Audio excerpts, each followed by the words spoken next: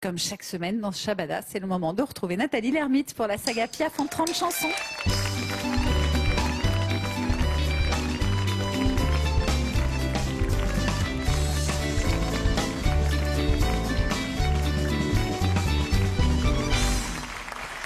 Bonjour. Bonjour Nathalie, émue d'être à côté de Serge Lama en face de Daniel. Plus que ça. Daphné, je te comprends. C'est pas la première fois. Oui, mais quand même. Alors nous allons aujourd'hui dans les années 50, Piaf sort de scène, elle reçoit une ovation comme d'habitude parce qu'elle a chanté La vie en noir et dès que le rideau est fermé, elle va mener sa vie en rose. Son visage change, il était fermé, il devient souriant. Elle rentre dans sa loge et la première chose qu'elle fait, c'est de raconter une histoire drôle à ne pas mettre dans toutes les oreilles, y compris celle de Serge Lama. Elle éclate d'un grand rire en voyant le visage des personnes qui sont dans sa loge. Elle adore faire des blagues, elle appelle ça ses tours de con. Elle est comme une enfant. Par exemple, elle arrive dans un immeuble, à l'époque il n'y a pas de digicode, elle entre, elle sonne à une porte au hasard et elle se cache en attendant que la porte s'ouvre et elle rit comme une folle. Ça l'amuse beaucoup. Dans les hôtels, quand elle est en tournée, son grand jeu, c'est quand on rentre à l'époque, il y avait des chaussures devant les portes des chambres qu'on faisait cirer pour le lendemain. Elle prend les chaussures à un étage, elle les met 2 étages plus bas. Et elle imagine en riant la pagaille qu'elle va créer le lendemain matin au réveil.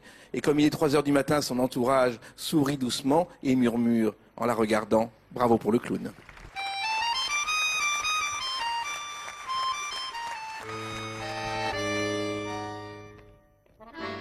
Un clown est mon ami, un clown bien ridicule, et dont le nom s'écrit en gifle majuscule. Pas beau pour un empire, plus triste qu'un chapeau. Il boit d'énormes rires et mange des bravos.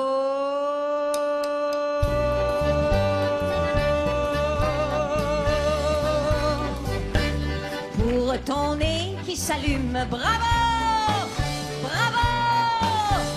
Tes cheveux que l'on plume, bravo, bravo. Tu croques des assiettes assis sur un jet d'eau. Tu ronges des paillettes tordues dans un tonneau. Pour ton nez qui s'allume, bravo, bravo. Tes cheveux que l'on plume, bravo, bravo.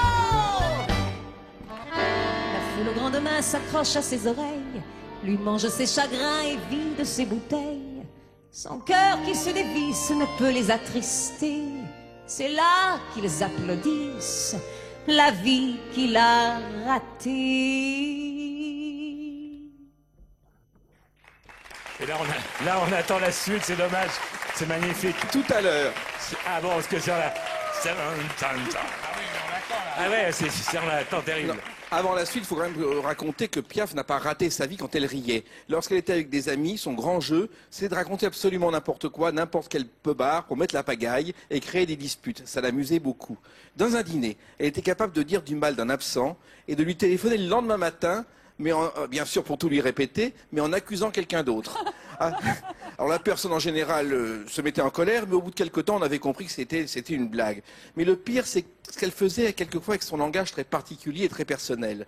Par exemple, un soir, elle dîne avec des amis et des collaborateurs, et elle voit un de ses collaborateurs qui regarde une jeune femme blonde qui se lève. Alors, à haute voix, pour que la femme entende, elle fait « Toi, la blonde, t'es en train de la quinquer. T'as raison, elle est belle. » Puis encore plus fort, après un temps de silence, c'est quand même dommage que quand elle marche, elle pète. Ce qui fait que c'est élégant, ça a mis fin à une belle histoire qui aurait pu avoir lieu, car Piaf, dans la vie, ne faisait pas rimer amour avec humour.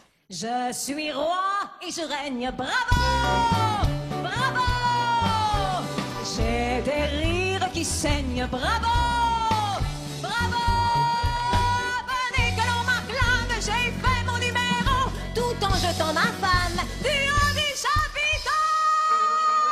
Bravo, bravo, bravo.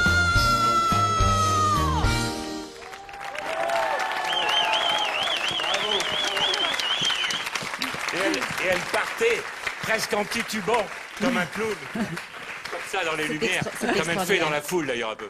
Bravo Nathalie, bravo Merci. Aurélien aussi, Aurélien Noël à l'accordéon. Nathalie Lermite et Jacques Tessis que vous retrouvez évidemment sur scène pour vous raconter l'histoire d'Édith Piaf.